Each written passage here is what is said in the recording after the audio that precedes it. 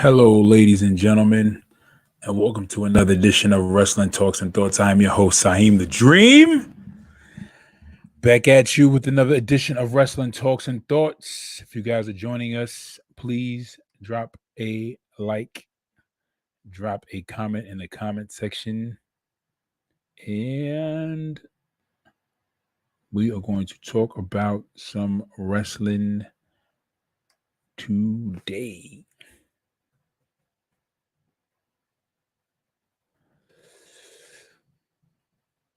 If you guys are new to the channel, please subscribe. If you guys have not followed us on Facebook, please follow us on Facebook. Get in tune, get connected, all that good stuff. So, Friday Night Smackdown. Jimmy Uso was on his own.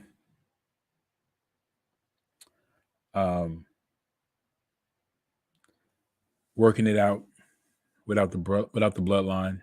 Let me just go through a quick rundown of the show. If you guys enjoyed the show, if you guys are probably still watching it, please let me know. Jimmy Uso right now is currently on his own. Or so it seems. But more than likely, he's probably going to realign himself with the bloodline.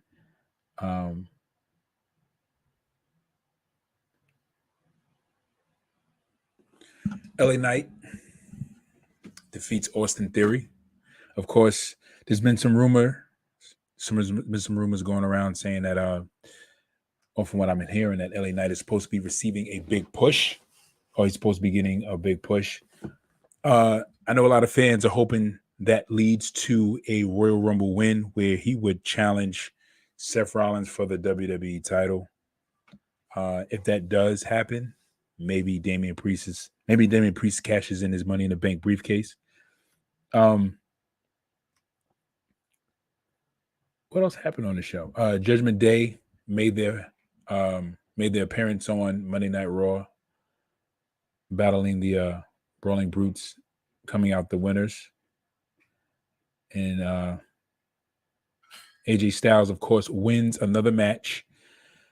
You know, this is a crazy thing. To me, it's just like, yo, why is AJ Styles winning all these matches if he's like main event status? Like, they book AJ too strong. AJ's like AJ and I promise you, I swear, it's like AJ Styles and what's that other guy? John Moxley have like the same booker. For some reason, they seem to get a lot of favor with winning matches.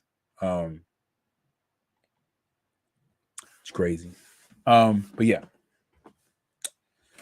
If you guys watch SmackDown, let me know what your thoughts are. Judgment Day made their first title defense. Was it the title defense? I don't think it was the title defense. Was it the title defense? Sorry, I can't remember. I'm just going through like the card real quick while I look for that. Shotzi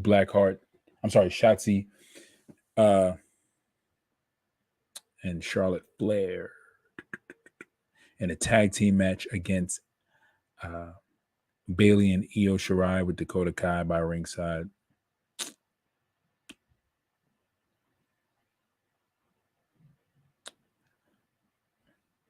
I think the Judgment Day's match against Brawling Brute should have been like the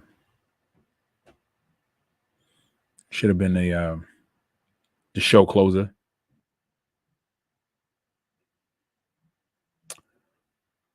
Was it television? Anyway, nonetheless, Bobby Lashley, and of course, what was the other guys? Bobby Lashley and the Street Profits are again trying to make their staple, trying to make their names known, trying to put themselves out there as a group. But anyway, I pretty much do honestly want to just go through some news and rumors, truth be told. Wasn't that into SmackDown. honestly. Roman Reigns has not made an appearance. He's not going to be making an appearance for a while. I just want to know what they're doing with this bloodline storyline as far as um, how they're going to end it, how they're going to end it all, how they're going to make this a complete ending to the story of the bloodline. What are they going to do?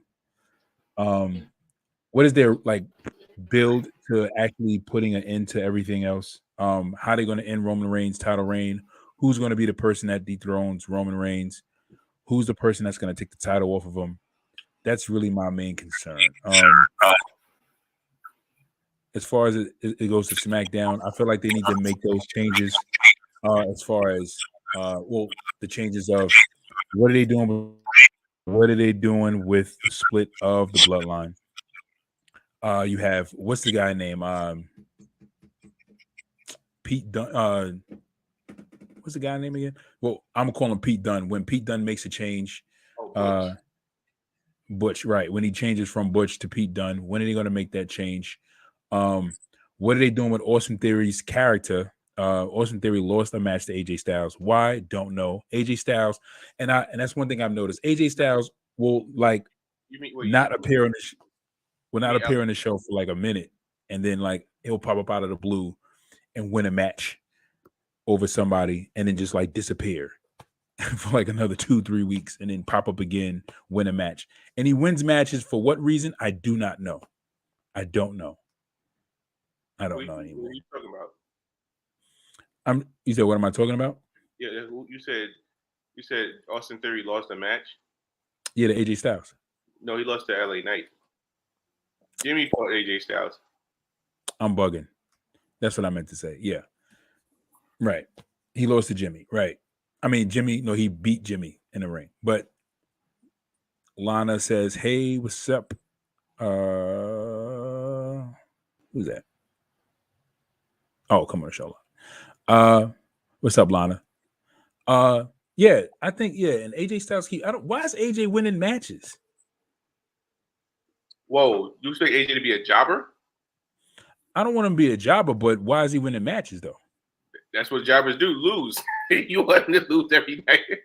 Jobbers don't always. I mean, well, people who are like big on like big superstars, just because they lose doesn't necessarily mean that they're a jobber. Like if they lose once in a while or every now and then, if they're like a staple name.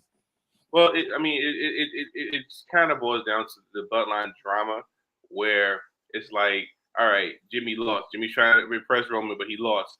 So when Roman finally does come back, he can be like, "Yo, you have one job. You ain't even take care of the AJ problem like Paul told you to do. So why should we let you back in?" Right, but my thing, right, exactly, but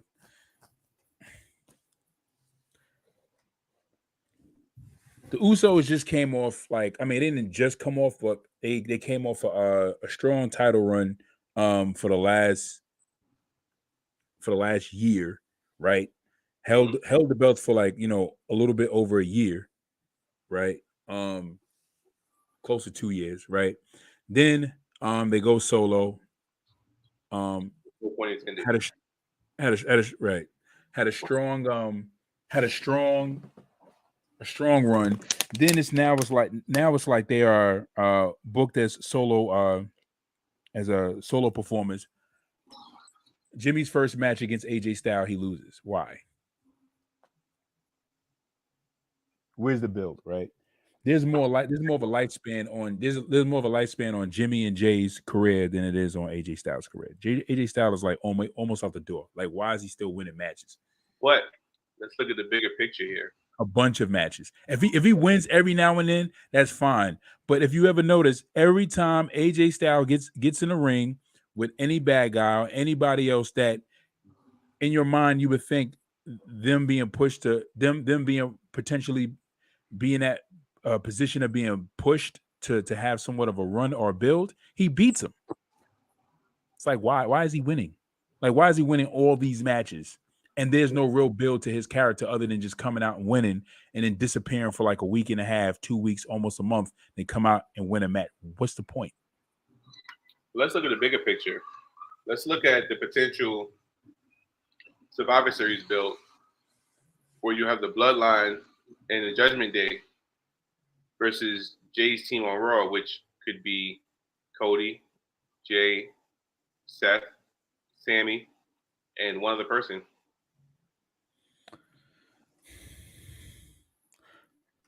Jay, I want to know why AJ Styles is winning matches. He's phenomenal. But why? Because he's the phenomenal one. Like that's the thing that like, all right, so like I got a point. I got a perfect point, right? Seth Rollins, right? Before Seth Rollins won the world title, right? He ran his feud with Cody, right? Cody came back. Cody, we know Cody's being booked strong, or Cody's being booked as his face. He loses a trilogy of matches to Cody. Lose a trilogy. He lost 3 times in a row. He's still respected in the same regard. He won some matches here and there. And then who else did he fought somebody and he lost like a match too, but he wasn't like winning all of his matches. Some matches he was losing.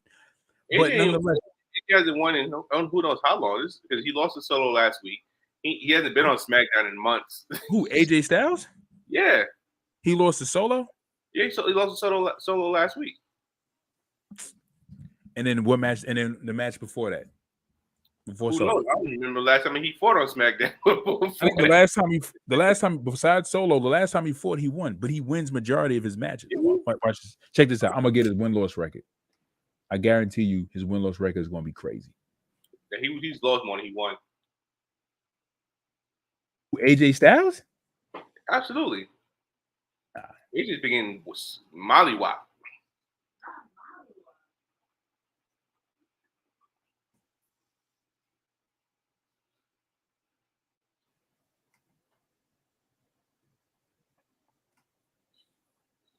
I'm pulling it up right now.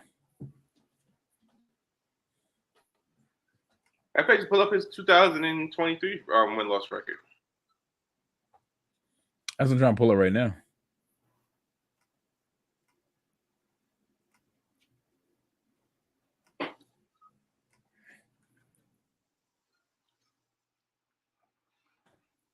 Got stupid Yahoo trash. AJ Styles and loss record 2023.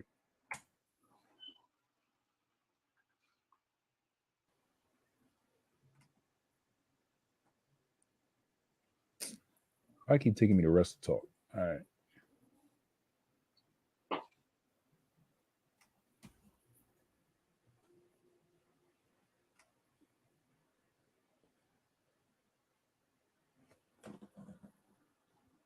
All right, here we go. All right, share the screen right now. Put his joint up. Put his joint up right now, so you can see exactly.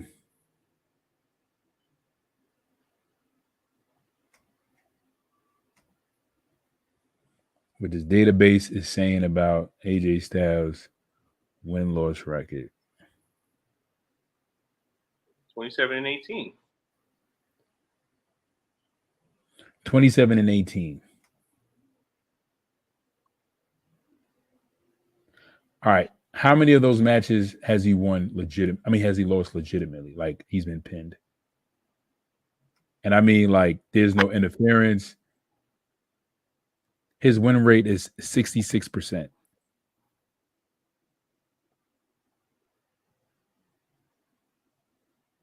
Before that, right? All right, check this out, right? 2016, 2017, 2019. My guy had 60-something percent. I think 2018, he had an 88%. That was his highest. Okay. And then now 2023 is 66%. Matches. So he had 20 matches. I'm sorry. So 2023, he had so far, he had 27 matches. Right. 27 matches, 18 wins, 9 losses. So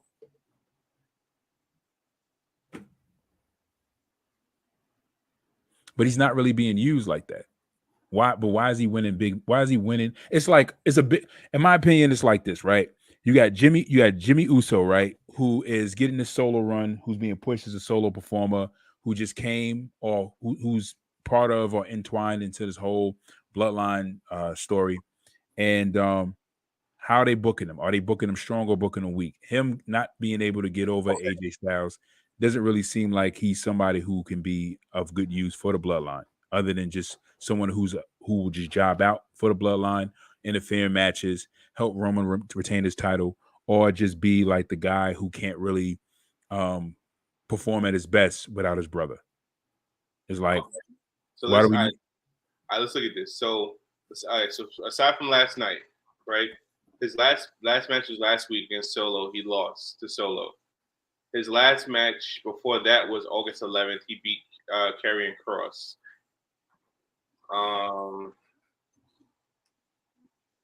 Why? Why did he beat Karrion Kross? Yeah, it's like certain people he wins against. It's like, why is he? It's all right. My point is, certain people he wins against are people who should be getting a build, and he's just beating them. Like it's like he's beating them, and then it's just like there's no real storyline to your angle other than you coming out, beating them, leaving, and then that's it. Well, Karrion Kross and Scarlett beat him and Meacham on June 16th. Obviously, he lost to Night of Champions. All right, so let's see. Who did he lose to at Night of Champions? Does it show you? Seth Rollins. Okay, right, for the title, right? Right. So since he's been on SmackDown May 12th, he beat. Okay, the triple threat. Okay, so he won the triple threat for him to go against Seth Rollins. So after May 12th, he didn't have a match on SmackDown until June 16th. So from May 12th to June 16th, that was a month that he didn't have a match. He lost. He lost to Night of Champions May 27th. Then June 16th, him and Meacham lost to Scarlett and Karrion Kross. Then he beat Karrion Kross on July 7th. He lost to Santos Escobar on July 14th. Then on the 21st, he beat Grayson Waller. Okay, fair enough. And then after that, like Santo Escobar beating him. I mean, Santo beating him makes sense. And then he beat Karrion Kross on August 11th. And then he lost to Solo. So he has 1, 2, 3, 4.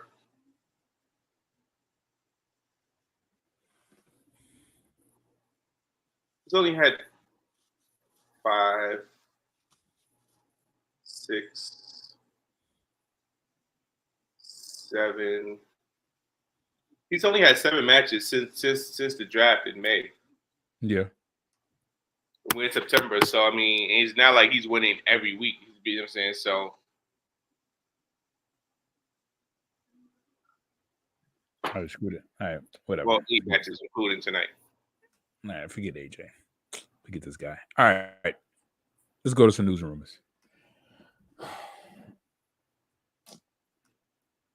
I mean, but anyway, before we close out of the subject, why is he? But it's like there's no big push for the OC. They actually have been they have not really been relevant in any major storylines. They didn't even feud with the Bloodline. They didn't even push that angle, which would have made sense. They could have incorporated them in a Bloodline storyline to have them feud. They didn't do that. But my point is like, if AJ Styles is not really being used as someone who is going to be in the limelight to be pushed, like he's not even challenging for the United States title. Like, it's just like, why is he even going over on Jimmy? What's the point of him going over on Jimmy? Like, to me, it doesn't make any sense. It's like, why? Because it adds that drama. Like I said, Jimmy's trying to get back in, and like I said, Roman, it adds suspense because now, okay, Jimmy's trying to get back on the bloodline. He can't even beat AJ. You know what I'm saying? So it does make sense. Like I feel like that the win wasn't more so for well, the story isn't AJ winning; it was Jimmy losing. Yeah, and then what was he gonna do? He's gonna fight AJ Styles next week on SmackDown and then beat AJ Styles.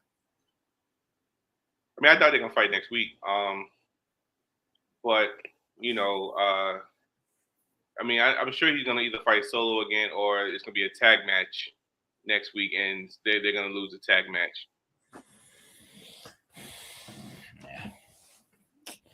All right. Another news. So, LA Knight, Mr. LA Knight, is reportedly getting a mega push. So it's been reported that LA Knight just signed a long-term deal with WWE to become a top babyface on SmackDown. What I'm hearing is, according to PW Insider, I believe the contract is 5 years. So it says Knight was recently on the winning side of a match.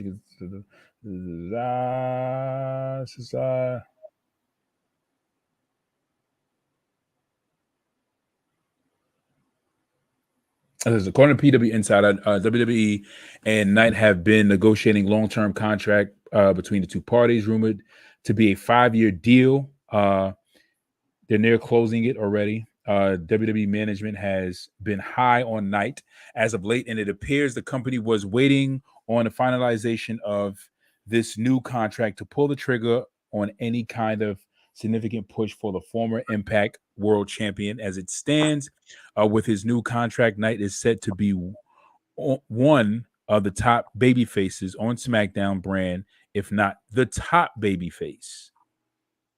The top baby face.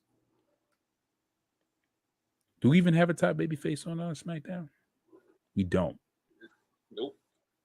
We don't have one. So he's going to be the top baby face, which is a potential clash between him and Roman. So he may be the guy that fights Roman at WrestleMania, potentially.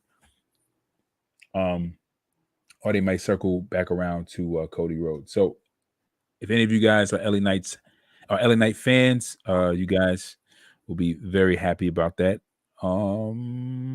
Especially Ant. Right.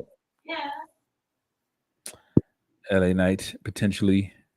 All right, so here's some more details apparently on his push. It says LA Knight has enjoyed a meteoric rise. He's been compared to WWE legends such as Stone Cold Steve Austin and Dwayne "The Rock" Johnson, though Knight himself has dismissed being like other superstars. That said, you really right. WWE reportedly plans on strapping the Rocket to him as a reward for getting over with fans and bringing in some revenue to boot. So people are buying his merch, right?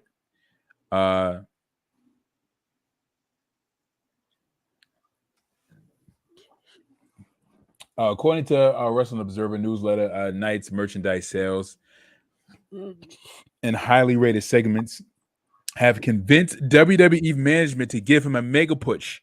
When you sell merchandise, they will push you. If you're Edge, then you never drew a dime. I said sold a dime. I'm bugging. I said that last time. But if you never drew a dime like Edge and it worked to Triple H, and you never drew a dime, then you will not get that mega push. They'll put you in the forefront because you have some level of support and you're over with the fans and you make the show look good. But if you can draw a dime, you will be put in the forefront. But I still think they should push Cody as the main guy. They should have put Cody on SmackDown and have him continue that feud with Roman. Knight is also what was that? I said no. You need to keep him away from Roman because if you're gonna have him fight Roman at Mania, you can't have him on the same show because the odds of Cody being on SmackDown and trying to have him avoid Roman until and it's gonna be pretty much impossible. What I find funny is I find this piece here funny, like this small little uh tidbit here in the article. It says this is reported on Wrestling Inc. It says LA Knight has enjoyed a meteoric rise in recent months, becoming a huge fan favorite in the process. He's even been compared to WWE legends such as Stone Cold Steve Austin and Dwayne The Rock Johnson, though Knight himself has dismissed being like other superstars.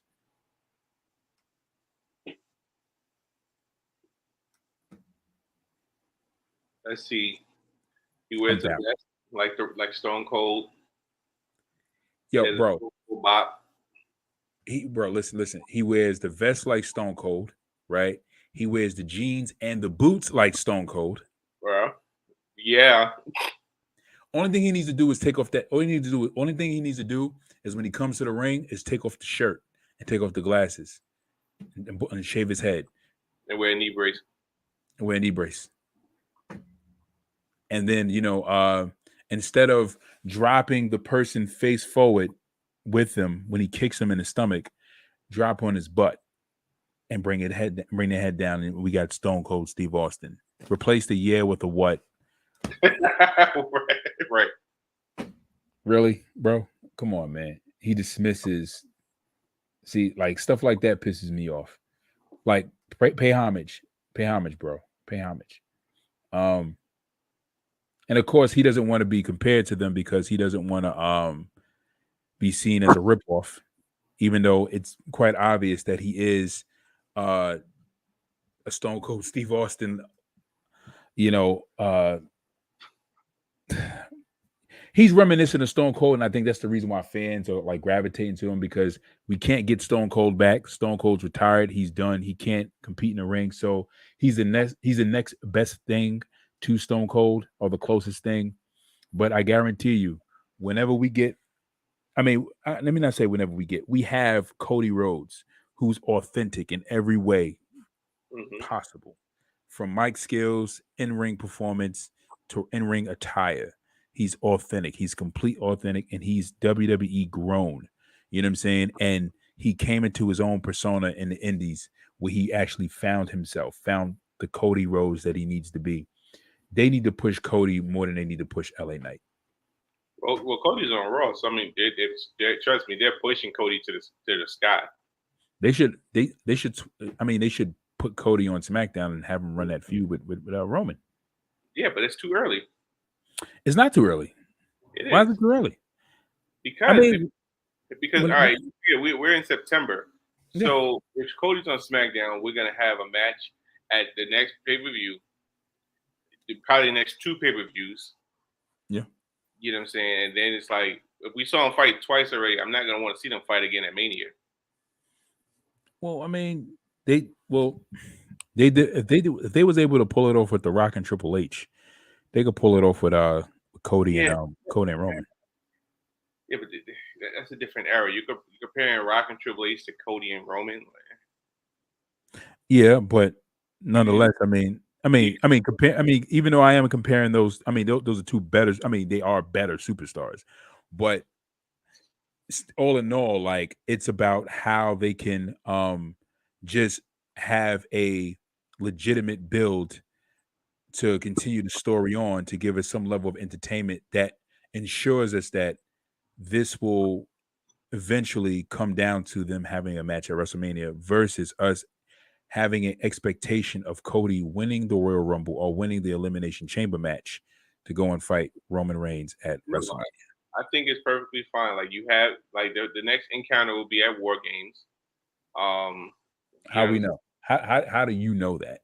Because think about it, Judgment Day and Bloodline on the same team against, like I said, Jay, Cody, Seth, Sammy, and one of the maybe KO, and so it could be Cody about to pick up the win against Roman. Somehow Solo is eliminated. Somehow Solo or somebody interferes and cause Cody to get pinned by Roman. And Cody, what I'm saying. So now this is November, in November going into Mhm. December. So Cody's like, Yeah. yeah, Roman, I had you, and I'm not gonna stop until I finish the story and I take those belts from you. So now you got the Rumble coming along. Cody into the Rumble. Uh, the Bloodline somehow interferes and gets him eliminated from the Rumble. Now you lose. Okay. So now Elimination Chamber comes. He wins the Elimination Chamber, and now he's, what I'm saying. So while he's in Elimination Chamber, so from from February to after Elimination Chamber until Mania, Cody goes in the hyperbolic time chamber, trains, becomes Oh God, here we go. becomes Like Shawn Michaels before his match at WrestleMania against Bret Hart. yeah, so Cody goes in the hyperbolic time chamber. He becomes Super Saiyan Cody, and at Mania he fights Roman with gold hair, and he wins.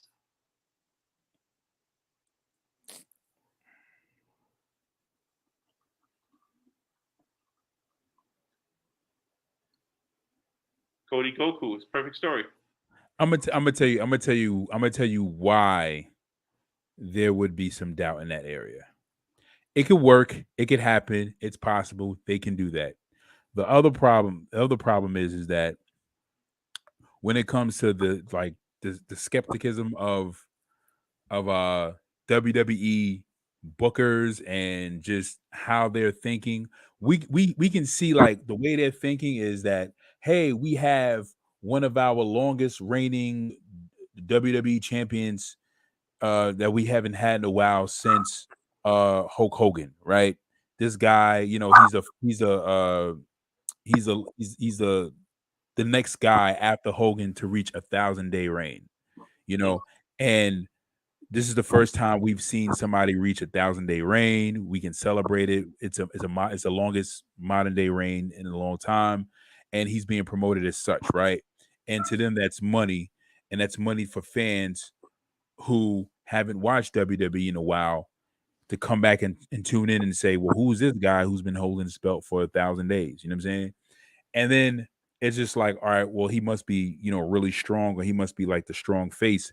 And then it gets to this point where they're like, all right, they do the whole Cody thing with the Royal Rumble, or do the whole thing with the Elimination Chamber match, or let me say, they're thinking about doing it. And then before they think about doing it or pulling the trigger, they may come to that point like, well, there's no real build to him fighting Cody other than the fact that they had a match at WrestleMania and he lost. And then now Cody's trying to end his story and he just comes back around and he beats this guy who had the belt for 1,000 days, and it's just like he just comes and beats him. Is like there's no real story, because as we see, like right now, they're really building a lot of stories around their characters, not just with the title reigns. I mean, they're making everything make sense with the title reigns as far as them holding stories. I mean, sorry, as far as them holding the belts. But it's just like he comes back around, or they think about pulling the trigger on Cody, and they may have some kind of doubt because they may feel like there needs to be some kind of build as to Cody taking the belt off of him. There has to be some level of tribulation, some level of adversity before he takes that belt off. And personally, I would prefer to have Cody on SmackDown, you know, a few months before he fights Roman Reigns for that belt, so that they can build up to something to where it's like, Cody, you're never gonna get this belt, you're never gonna beat me, you're never gonna da da da da da.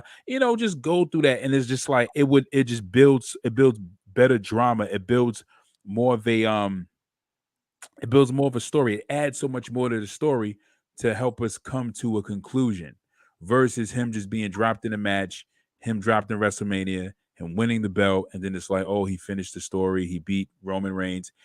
Granted, I'll take it, but I just think it'll be better if he just be on the show.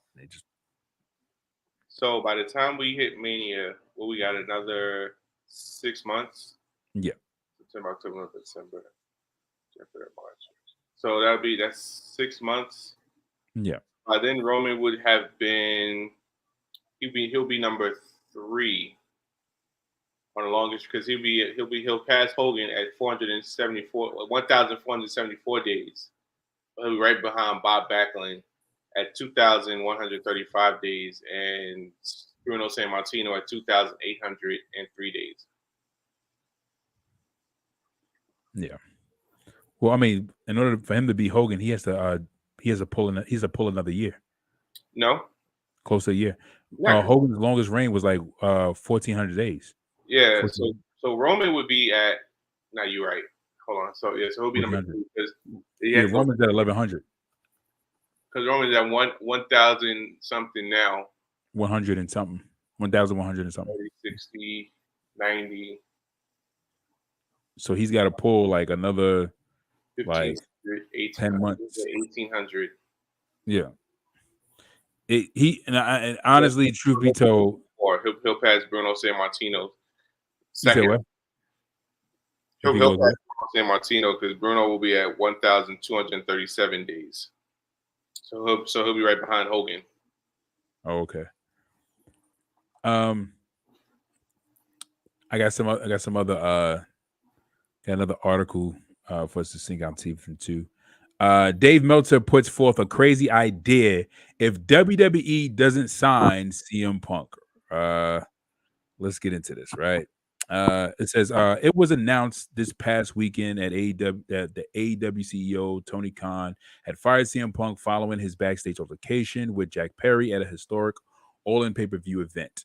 In this latest edition of Wrestling Observer newsletter, veteran wrestling journalist Mr. Dave Meltzer himself put forward a crazy idea in the event that Punk doesn't end up returning to WWE. He says if WWE, this is what I quote Mr. Meltzer says, he says if WWE doesn't sign him, I wouldn't at all rule out AEW giving him another shot, as crazy as that may sound today.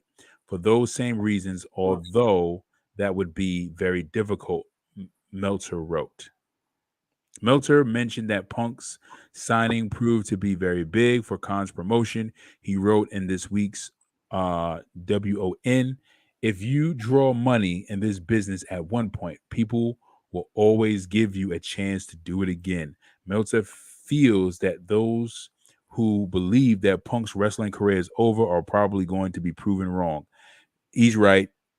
Meltzer's very right. If it makes money, then it makes sense. So Yeah, but you don't want to you ruin your locker room. You don't want to put a poison pill in your locker room. that Now, is true. as we said before, WWE structure is way more structured, and so they have a better structure than AEW does. Granted, also you don't have talent as EVPs in WWE, so maybe that a playing part. But then Punk has to humble himself. Like if Punk goes, if they do this, well, Punk have to one show he's humble and he's willing to be a team player. Yeah. Because if without that, then as great as big a draw that he is, it wouldn't. It'll just be crazy. And I give you an example, NBA reference. Look at James Harden. James Harden is a great player when he wants to be, but James Harden has a tendency of when he doesn't want to be there anymore, he'll kind of like put a poison pill in the team. He won't play to his potential, and he'll just be like a bad seed in the locker room where it's just nobody wants to be around. So now they're forced to trade him. Like even right now, like I don't know if you've been following, but so James Harden said he wants to get traded. Okay. First they try to find a trade partner for him. Nobody wants to trade for him because they know how he is. So he called the owner a liar Yeah. on national TV in front of a live audience. But the owner's like, nope, I'm not going to trade you. So imagine when the season starts and he's in that locker room. It's not. As good as a player as he is, it's not going to go well because everybody's going to be like, yo, like get this guy out of here. Like he don't want to be here. We don't want him here. You know what I'm saying? And like I said, and the same thing will go with Punk. Like if Punk comes in there with this cocky attitude, like I'm the man around here. I've drawn. I'm a big time draw. you guys need to listen to me. I'm the veteran. Where they've been doing it, they've been holding it down for so long. It could kind of divide, and you know, it would potentially divide the locker room. And what you don't want is a divided locker room because then talent is not going to, peak or have fun because they're gonna feel like Right. I'm not happy being here. You know what I'm saying? Right. Indeed. Um, but if it makes money, it makes sense. And to add to that point, very true. Arrogance and inflated egos definitely destroy businesses. We seen what happened to WCW. We seen what happened to the careers of Jeff Jarrett and Ultimate Warrior. Ultimate Warrior is the first person I thought about when thinking about the situation, even though Dave Meltzer does have a point that the potential of bringing back CM Punk is possible. It may not be soon, it may not be now, but maybe 2 years, 3 years, 4 years, 5 years down the road, have him come back, maybe do a match, maybe do a little something here and there just to show his face and bring in some extra revenue. Potential, huh? You said 5 years from now? Who knows? Nah, Who knows? that Listen, if Bret Hart, if Bret the Hitman Hart came back to WWE, never say never. If Ultimate Warrior came back to WWE, never say never. We can never say never. Ultimate Warrior, Bret Hart, Jeff Jarrett were like, these are like three people who, well, Jeff Jarrett was one person that Vince was like, will never step foot in the WWE ring again. Right. You have Ultimate Warrior and Bret Hart who said they will never step foot in the WWE ring again, and that proved to be wrong, right? Bret Hart even went on to even win a United States title, right, with him being in the condition he's in. But let me just say this before you say what you're gonna say. Ultimate Warrior ego was the thing that caused him to be, kicked out of the company, fired from the company, and Ultimate Warrior was drawing money. He was drawing a lot of money. Very true. But Punk comes off as a bitter old man who is just upset with the world. Now Bret is like that now, but Bret's not on TV. Right. Bret's sometimes on TV on AEW. But Punk comes off as a bitter old man, and anytime he gets a chance, he bashes WWE. Now, granted, now you bring him into WWE, and so obviously he's gonna have a whole lot to say about AEW, a whole lot. You know what I'm saying? If they're gonna tune in to see what he has to say.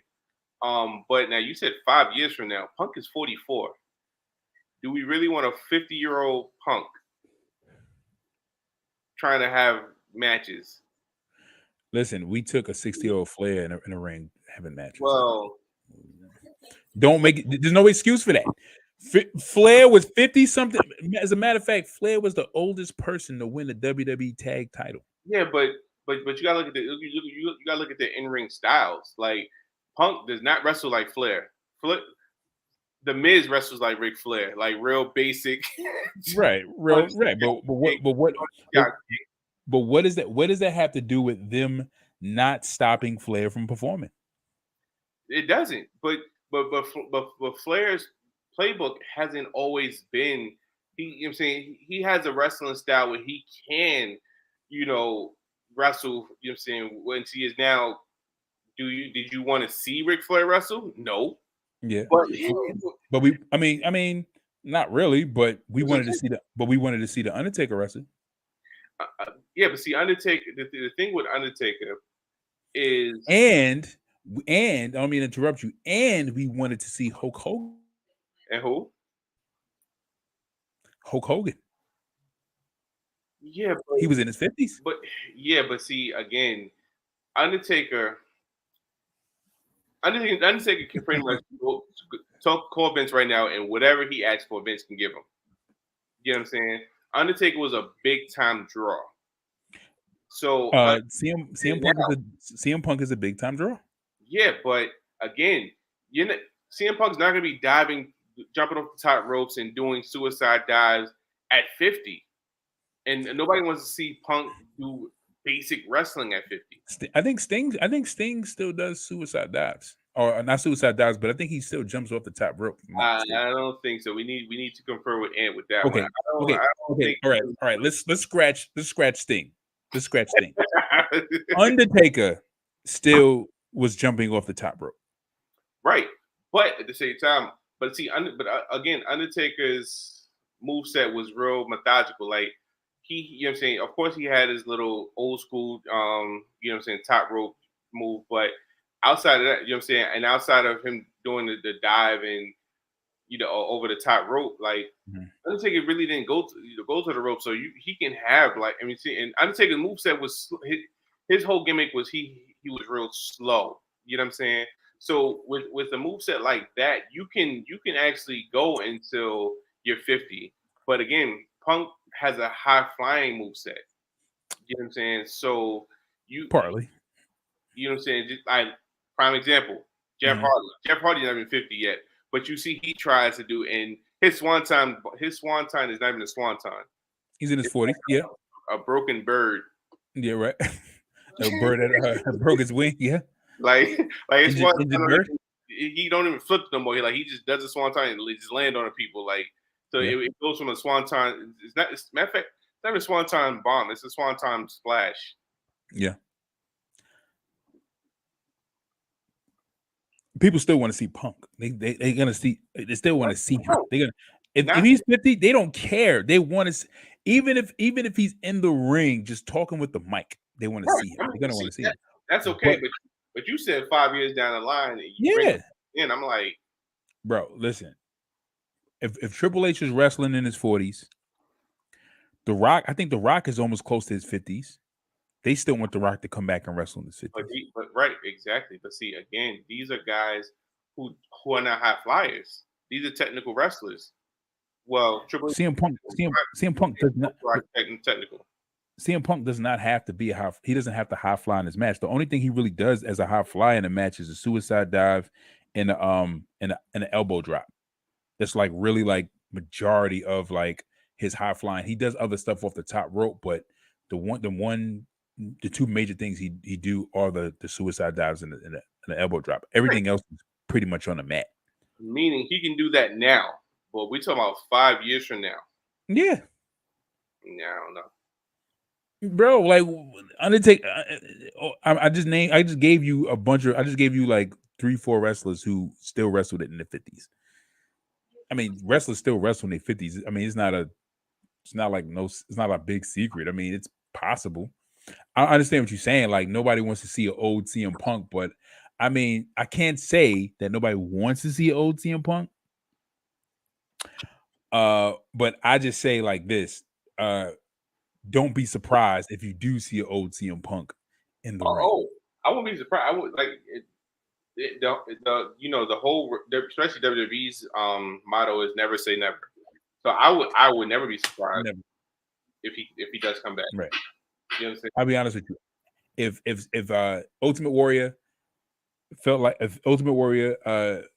was able to get in better condition, or have more muscle, pack on more muscle, and be able to be in as good a shape as Hogan was at his age, Ultimate Warrior would have been in that ring, no doubt about it.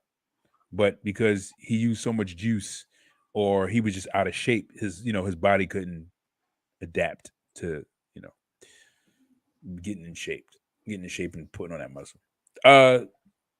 Another article, Cody Rhodes. So this kind of goes back to the whole LA Knight situation about him getting the mega push, about him actually drawing a dime. Cody Rhodes earns first place over John Knight in WWE Payback merch sales. Cody Rhodes is shining. The great part about Cody Rhodes merchandise is real weak. Like I want to buy a Cody shirt so bad, but I don't know if it's color scheme or it's just not jumping out at me. And I'm like, I can't.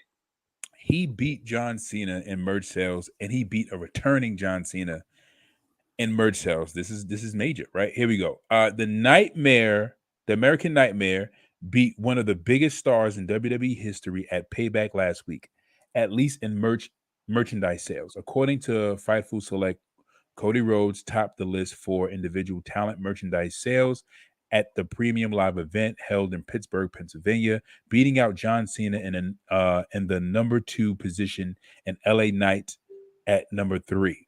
The outlet reported this is a rarity as Cena's merchandise continues to be hot sellers, especially when new items are dropped. Uh, But fight, Cena's ugly too. I wouldn't buy that. yeah, I would never buy Cena stuff. I think my wife brought a John Cena shirt. Uh, we don't know where it's at apparently, but we Oh, don't see it in this house anymore. like, I want you need to tell her she's out of line. Completely out of line, 100%. That picture she posted, yo, out of What line. picture? What picture? Oh, you ain't see it? Hold on, let me send it to you. All right, I'm gonna put She it up. posted a picture of JD McDonough's lookalike. Hold on, I'm gonna send it to you. All right. The article also reads, Fightful reported generic WWE merchandise topped the list as usual, which includes WWE branded and and payback branded merchandise, as well as title belts. Knight's merchandise had been selling best online via Fanatics, but the company has made it a point to make Knight's merchandise more available at live events. Rhodes appeared on Grayson Waller's Effect talk show segment at Payback and brought out Jimmy Uso, announcing he used all the chips he had to get the star on WWE Raw. Cena was announced as the guest host of the premium live event on the Go Home episode of Smackdown. He was then announced as a special guest referee for Knight's match against Miz. Knight came out, blah, blah, blah, blah, blah. So Cody Rhodes is drawing a dime. You sent it to me? Yeah. Facebook? Yep. All right.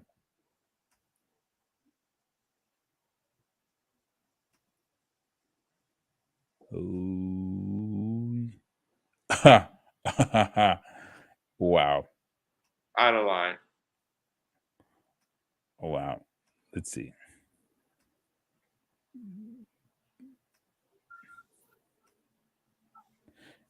He does. He does. He does look like him.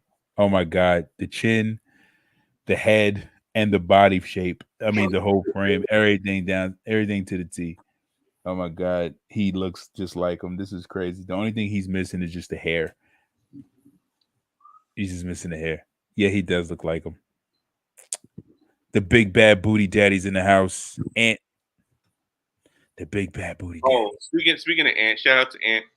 So Ant, your theory, Solo does speak English. I don't know how long he practiced it, but he did speak English last week.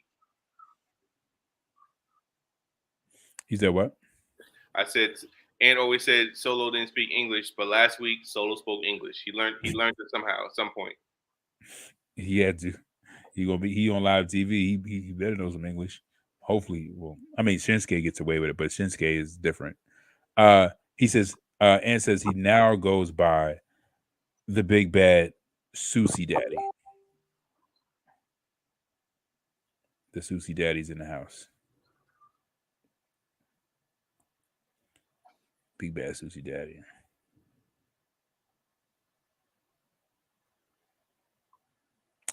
All right, so I gotta close my Facebook. I got you, Trav. Got another article. So Cody Rhodes is drawing a dime. And hold on a second. This is very interesting. Dave Meltzer on Gable Stevenson World Championship decision, NXT roster removal. This is interesting. It says questions surrounded WWE prospect and Olympic gold medalist Gable Stevenson future in professional and amateur wrestling. So those of you who've been worried, who've been concerned about what's going on with Gable Stevenson, they did a whole big promo on him. They showed him in the underground, WWE Underground. They showed him on Raw. They were kind of like pushing for him as this, next big star that they're going to develop. And then Yeah, there was a rumor that he was going to go back into the Olympics and compete again. But people yeah. want to know exactly. Baron Corbin at one of the NXT pay per views. He what? Yeah, he had a match against Baron Corbin, and I forgot what pay per view it was. I think not this last one, the one before the last one. And it was NXT, you said? Yeah, hold on, I tell you exactly. Um,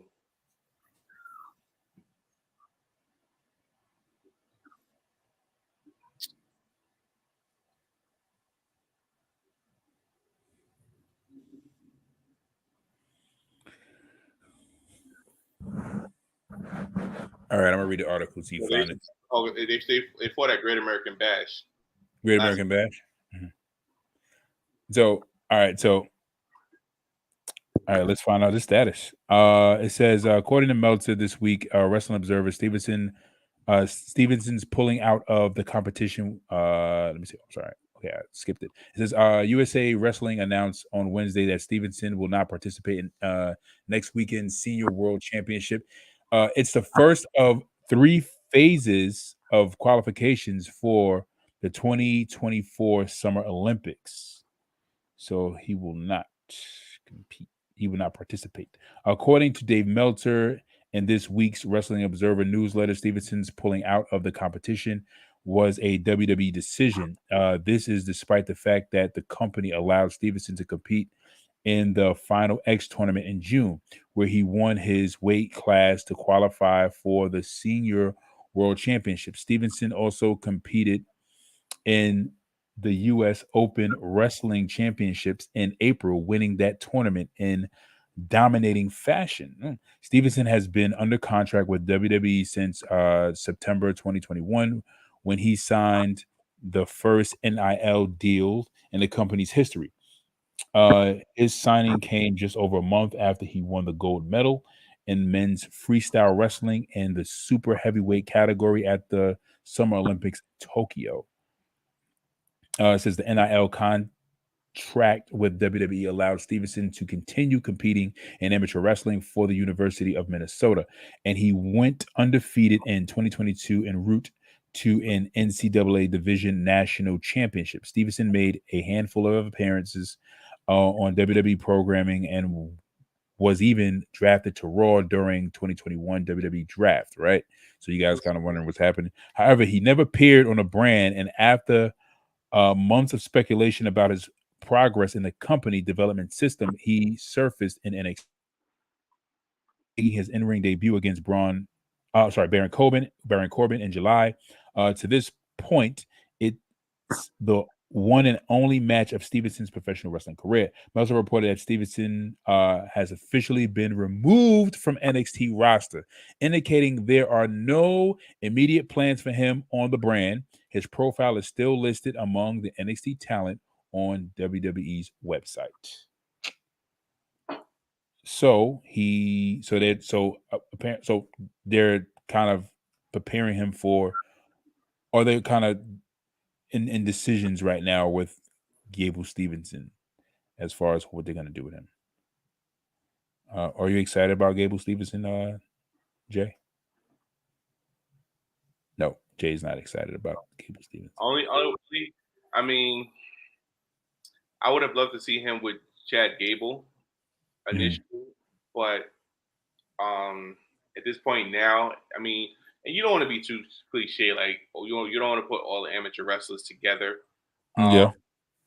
So his match was okay. I'm gonna go back and watch it again because I think I was in and out of it.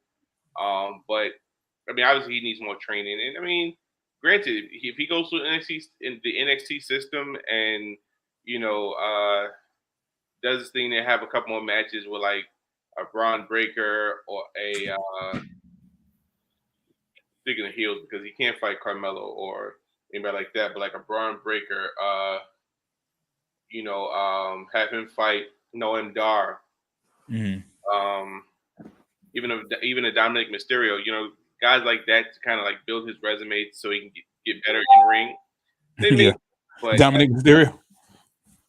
yeah, I mean, well, he is the North American champion, so and again, you gotta look at heels because you can't have because he's a baby face, so you can't have him fight Trick Williams, you can't have him fight Mello, you can't have him fight um, Wesley, guys like that.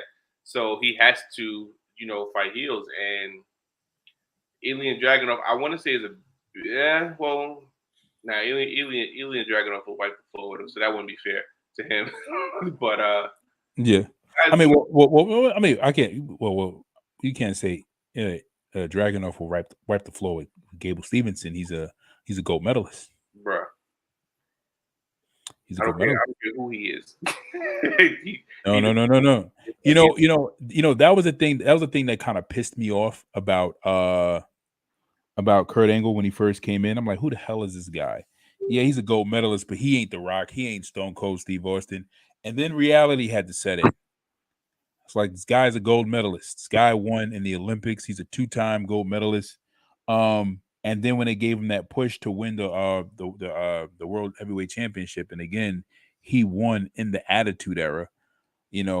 Facing off against the likes of Stone Cold Steve Austin and The Rock and beating them and beating, the likes of Chris Benoit and Chris Jericho. I was like, who the hell does this guy think he is? And then I realized, again, reality set back in and it said, he's a gold medalist. This guy beat legitimate amateur wrestlers at the actual, in the actual true pace of how wrestling is supposed to be. And He's he a gold won medalist. the gold medal with a broken freaking neck. Let's not forget. Indeed, he did. And yeah, he's a gold medalist. He should have heavyweight gold in some capacity. Just like Ronda Rousey winning the women's title, it makes sense, even though she's terrible. I mean, she's terrible. She has no charisma. She has no charisma as a entertainer. As a person, she's probably funny and probably real cool and stuff like that. But as an entertainer, that's not Ronda Rousey's thing. And then I believe Ronda is understanding that. She's like, I'm a good fighter. I'm a legit fighter, but as an entertainer, I'm not that. And she's not that. Right. She's a hell of a fighter. You know what I'm saying? I give her credit where credit is due. But Gable Stevenson, he's a legitimate wrestler. He should win gold. Like when Kurt Angle won gold and won those belts and won those titles, and they were pushing him. And what made it work for Angle was that Angle had something to work with. He had charisma. He had an angle, and he stuck with it, and he just kept pushing it and pushing it and pushing it until he was able. And as he more comfortable he was able to try new things and do different things, and they were funny, they were entertaining, and Angle got it. Angle adapted very well. I think Gable Stevenson is going to adjust once he finds his character that works. And they're gonna push my Angle. He's gonna win gold. They're gonna do some things with him. Try to, but that's what they're really trying to do with Gable Stevenson. So you think Jason Jordan should have been pushed? Is he a gold medalist? I don't know. He might be. Jason Jordan ain't no gold medalist. He's not. Chad Gable is a former Olympian. He didn't win gold, as far as I know. Also, if you won gold, then that kind of puts you on a different plateau. Absolutely. Okay. Absolutely. I mean, look at Ronda Rousey. Ronda Rousey won gold. Yeah, Ronda Rousey was a money draw. Yeah, but she was a money draw. But however, she was still a legitimate fighter. I put a belt on Logan Paul before I put one on Gable Stevenson. Logan Paul. Jay, I would have to sorely and greatly disagree. I'm not saying heavyweight gold, but if Gunther somehow loses the Intercontinental title, I can see him doing that, or the U.S. title, but not heavyweight title. I can understand why you would, because he has the persona, he has the charisma to do it, to draw as a great heel, and it would work. It would work if you put a belt on him. He would parade it around social media. like it's the greatest achievement of his life. He'll be extra cocky, and of course, he would be able to fill in those gaps of entertainment. But yeah, Jason Jordan didn't win Olympic gold. He did not. I don't. I don't think he was an Olympian. Chad Gable was. Chad Gable competed in the Olympics, but um not Mr. Jordan. Jordan. Uh, but yeah. Uh, and some other news. So, if you guys are wondering what's happening with McIntyre, if you guys are fans of the Scottish psychopath, Mr. Crazy Man himself, Drew McIntyre, his WWE contract reportedly ended. I'm sorry, reportedly extended to WrestleMania. No movement on a new deal. So, he's been extended to WrestleMania, and that means that they're still trying to figure out what are they going to do with Drew McIntyre. So if any of you guys are fans, you may not see Drew McIntyre after WrestleMania. You may see him. I will definitely say this, that I believe that part of his negotiations, or why there was a short-term negotiation, is because they didn't come to some type of agreement as to how his character would be pushed. And more than likely, he's probably lobbying to be pushed as main event heavyweight talent. I think that that's potential. If they do like 8 month, 6 month, 8 month, 10-month title runs with the world championship, that could work for him. I could definitely see him being one of those guys. And then once you have the new championship taken, once you have the new, unified championship, unified champion or undisputed champion, crowned after Roman's, dethroned, that's potential. But as far as right now, I don't think he's one of the first people they want to put the belt on. I don't think he's part of that list. I think he's probably not at the bottom, but at the middle. It says it's been a whirlwind year for Drew McIntyre with a blockbuster triple threat match at WrestleMania 39, leading to an extended absence from WWE programming. During his break from in-ring competition, rumors began to swirl regarding McIntyre's future in WWE, including reports that he was frustrated with his creative direction and his contract would be coming up in the near future. So he's having hard time with what's happening. It says the latest update on McIntyre's upcoming status with WWE from PW Insider Elite subscription required. I'm sorry, PW Insider indicates the former two-time world champion is contracted through around April 2024, which should see him available for WrestleMania 40 in Philadelphia. As the time he spent away from this year has reportedly been added to his current deal. The report also revealed WWE are currently focused on their upcoming merger with Endeavor and UFC, meaning that there has been no movement on a contract extension for Scottish Warrior at this stage. Since making his return in July, so there has been no movement, so they'll probably renegotiate after Mania and see where he fits in the company. Since making his return in July, McIntyre has stated he never felt any discontent about his role in WWE and is focused on the short term as opposed to his long-term future. I keep reading the internet myself. I just saw something earlier. This is what he's saying. The internet keeps talking about my future. I guess he told the Hindustan Times during WWE's tour in India. My focus is on the here and now. I don't look to the future. I don't look to the past. I look to the present. My job right now is just making sure we give everybody in Hyderabad the best show possible. And I'll continue to give the best performance I can give at every show. I don't plan to be anywhere else. So, for any of you guys who think that Drew McIntyre may show up in AEW. He may show up in AEW because usually when they say, I'm not going anywhere else, don't expect me to go anywhere else. When they leave, Drew McIntyre is going to see where or how he's going to fit somewhere else as a top dog, because when he left WWE, he went to the Indies, tried it out. He went to TNA. He became world champion in TNA. Then he got pulled back in WWE. They seen him as something, and they put the NXT title on him. And then, of course, when he went to the main roster, they, linked him up with Dolph so that they can, have him a little bit more connected to the fans and resonate with the fans. He did. He became world champion.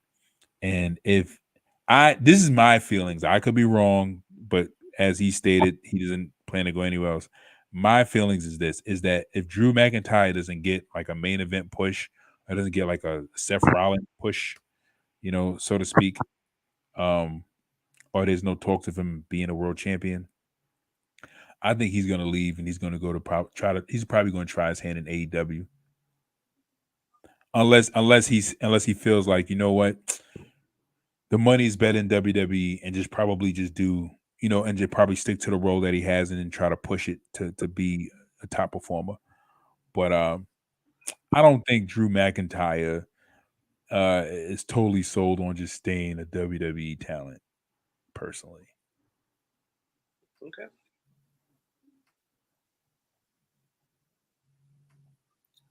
What do you think? What do you think? I mean, I guess it'll ultimately boil down to, his desire. Like, is it the money or is it schedule? It's because he's not going to go to AEW and get put right into the title picture anyway. You know what I'm saying? Yeah. So, so it's like, all right, do I go to AEW and start over, or do I literally try? I mean, because like I said, he has to understand something too. He was a top guy for months, maybe a year. You know what I'm saying? Where he was a top guy to the point where, I mean, now granted, it was during the pandemic, so a lot of so he feel, I guess he was cheated, or his run had an asterisk next to it. Not saying he'll be champion again. I can see them putting the belt on him at least another time, but he has to look at the demographic. Like, all right, right now you got Roman on SmackDown, you got Seth on Raw. Right now, those two guys are hot. So the only thing I can see is Drew turning heel and feuding with Seth and trying to do it that way. That'll be the only way that I can see Drew being in a title picture right now, because he fought Roman and lost. So he would have to turn heel like Shinsuke and feud with Seth, and potentially probably either beat him or something along those lines. But I don't see him doing anything as the babyface anymore, because I feel his babyface run is come to an end. It's kind of stale. So yeah, turn heel. You know what I'm saying? You'll have more opportunities then. I'm gonna be honest with you. I think Drew McIntyre will serve better as a heel. Period. Like, for the rest of his career, he needs to walk that out. Hands down. He needs to walk that out. If you think about it, he's feud. I mean, he's feuded with Gunther, lost. He's feuded with Roman, lost. You know what I'm saying? So at this point, turn heel, feud with Seth. And see what happens. And get rid of that goddamn sword. Oh, get rid of that damn sword. Put the leather jacket on. Go outside the ring and go crazy, like you've been going crazy. Well, as you were going crazy when you were the Scott the Psychopath. Like, do that. But he needs I definitely agree. I'm gonna be honest with you too. Like, if we got the Scottish Psychopath, in my opinion, I've been feeling like everybody that Seth Rollins has been feuding with has been better than Seth Rollins as world champion. And that's not a bad thing. It's a good thing, because sometimes, your matches are only as good as your opponent. True. So, like, we got a great Finn Balor, we got a great Shinsuke Nakamura, which is like no surprise with the opponents he's been choosing. And if we get like a heel Drew McIntyre, like, it would be really cool just to see a heel Drew McIntyre go against Seth Rollins. But it would definitely make Seth Rollins' title reign worth the watch. But not to give all credit to Seth, definitely giving most of it to booking and development. and how they're really just taking these creative chances with their talent. But yeah, like the direction that I wanted to say this.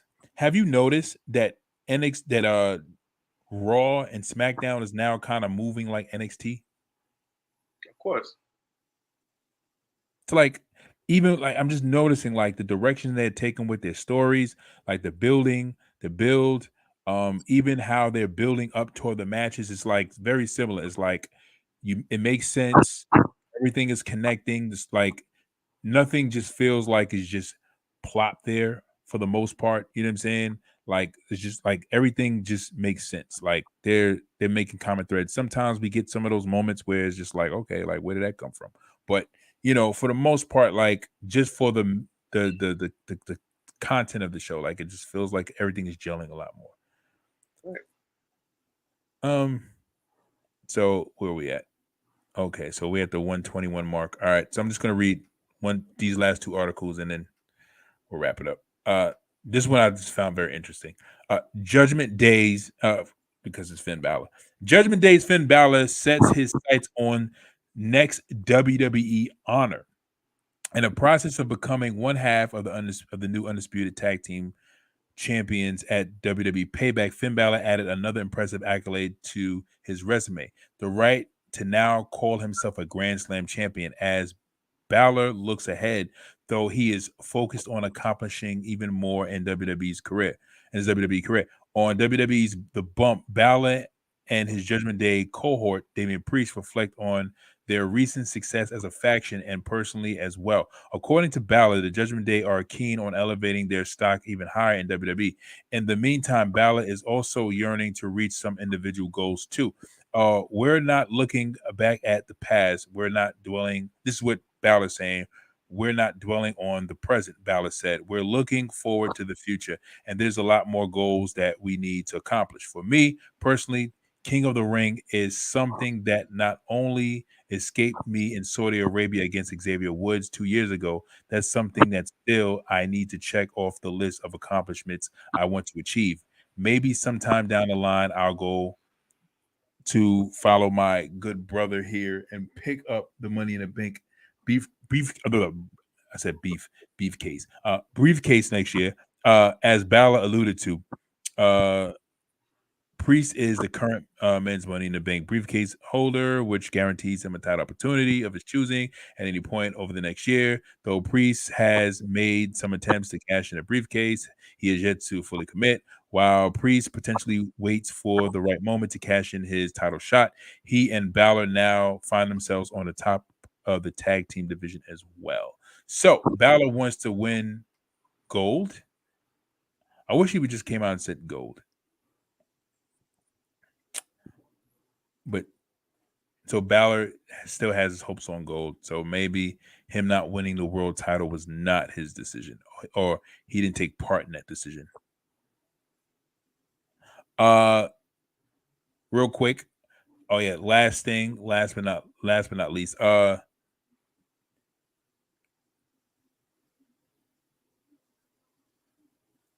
Gunther and Chad Gable receive a standing ovation at the end of Monday Night's Raw from the locker room.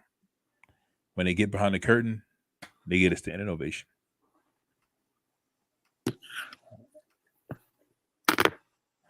That match was definitely one of my favorites. Intercontinental matches, period. That match was great. Gunther and Chad Gable got a standing ovation backstage after WWE Raw main event. It says, I'm just reading a small clip. It says, if you get a standing ovation in the Gorilla, you've made it, Rhodes said. Last night, Chad Gable and Gunther had an amazing main event, and they came back, and there's nothing we can do but clap or that piece of business. Chad did amazing last night, and I do hope that Chad finds the Intercontinental Championship. His daughter wanted to see that and have that moment. I felt bad because they sent me out after to raise his hand and I've got to do the dark match. He's an amazing athlete. Uh, yeah, yeah. Who do you think should be the person that takes the belt off of Gunther? I can't see nobody on the Royal roster right now. Riddle, Hell no. Gable. Why not? Why not Riddle? Why not Riddle? I don't know. Riddle. I mean, I don't mind seeing Riddle with the belt, but to have him beat Gunther after, like, nah. I don't see anybody right now on the Raw roster that, unless, I mean, Jay would be the the fairy tale or the safe pick, but everybody else on the Raw roster, they're in the heavyweight title picture. So for them to lower their standards to go for the Intercontinental, I don't see it. Now I'm interested to see who challenges Gunther next.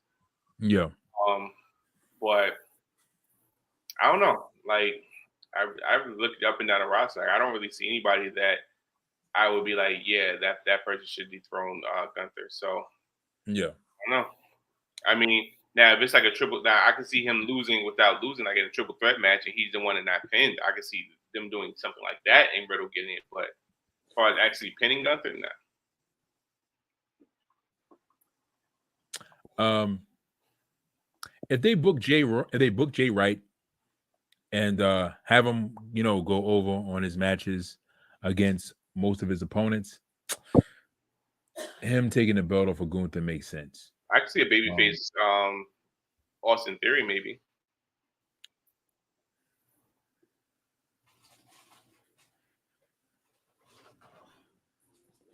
That would work.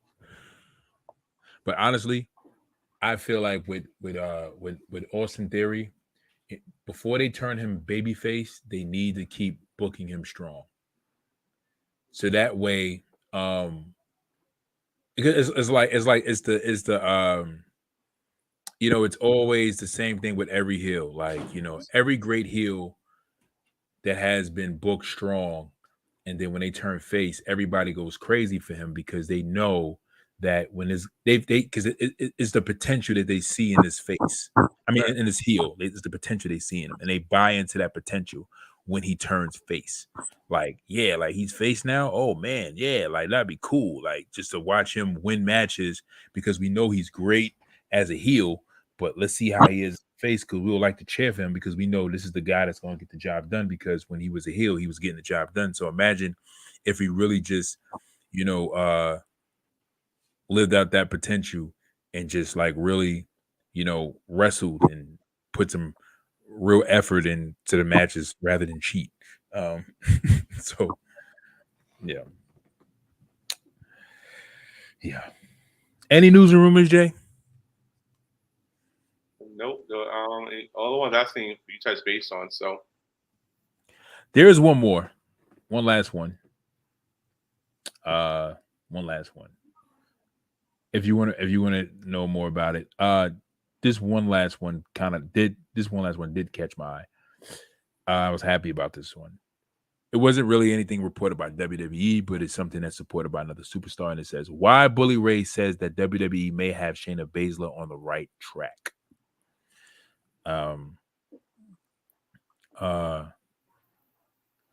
This is what Bully Ray says. He says there is no reason that Shayna Baszler should have ever been utilized the way she's been utilized. Thank you, Bully Ray. Bully Ray said on Busted Open Radio that was, I guess, the poor woman's version of Ronda Rousey. I hate that. I hate that they try to like compare her to Ronda Rousey because she was not the poor woman's version of Ronda Rousey. She was there before Ronda. She had a great career in development with NXT. How they booked her, even when they brought her up to the main roster, the direction that they were trying to take with her, but Vince McMahon did not want to pull a trigger on her, and then he brought in Ronda Rousey, which was just like, all right, you bring in Ronda Rousey. And the same push you gave Ronda Rousey is the same push is a push that you should have gave Shayna. He says, there's no reason why you just needed Ronda. You could have had Ronda and Shayna the whole time. Shayna is extremely credible. Baszler has enjoyed a focused push ever since she turned on her former partner, which led to her defeating Ronda at SummerSlam, running her out of the company in the process. That's something that Bully wants to see WWE capitalize on, especially since she is someone who can put wrestlers in compromised positions due to her MMA background. Hopefully, they give her that level of protection now. Uh, and he says this way they can have a killer on their hands. He said some more stuff, but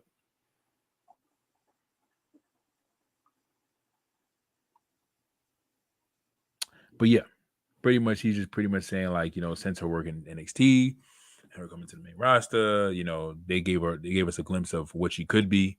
Had they pushed her right, and I think we all agree. They just need to go back to what happened. You know what they need to do? What they need to do is, if they want to really push her well or push her right, have her, either win the Royal Rumble or win the Elimination Chamber the way she did before. Like, get her back in that mode, build her up for the Rumble, and then when they have that Royal Rumble, like have her come out and just run it through people, and then have her do the same thing in Elimination Chamber, and then at WrestleMania, have her take the belt off of Rhea, or take the belt off of what's that? Io Shirai, which I think they're gonna do, because I don't think they're gonna give it back to Bayley. I hope they are. I pray to God they don't give that belt back to Bayley. I pray. And Becky either. Oh God, Becky's been so cold. But anyways. All right, guys. It's the hour and 30-minute mark. A little bit past the hour and 30-minute mark. We thank you guys for joining us for another edition of Wrestling Talks and Thoughts. If you guys are catching this live or you catching a replay, drop a comment in the comment section below. Make sure you subscribe. Give us a like, give us a thumbs up. Just one click, just that one click to give us that thumbs up. Drop a comment. All you gotta do is drop a comment. Be like, hey, what's up? What city you from? Shout out your boys. Or shout yourself out. And if you guys are on Facebook, join the group. Jump in the conversations, post some articles, get connected with the community, and let's talk wrestling. Signing off, I'm your host, Saheem the Dream.